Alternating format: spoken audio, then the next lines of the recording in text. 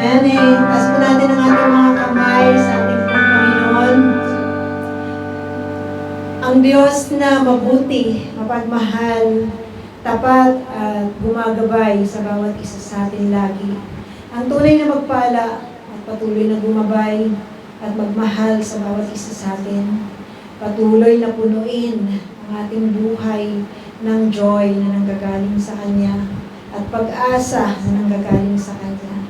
Ang Diyos ng Israel ang siya nga pong magprotekta sa bawat isa sa atin. Sabi niya sa Kanyang salita, He who watches Israel never sleeps and never slumbers. Patuloy na nakatingin ang Diyos sa atin. Patuloy na papurihan natin siya at ibigay natin sa Kanya ang kadakilaan na nararapat sa Kanya sa bawat araw ng ating buhay habang tayo ay binibigyan ng lakas ng ating Panginoon. Pagpalain ng bawat isa at tunay na habang tayo pinagpapala, maging pagpapala tayo sa mga ibang tao na ating pong nakakasama. The Lord bless you and keep you. The Lord make His face shine upon you.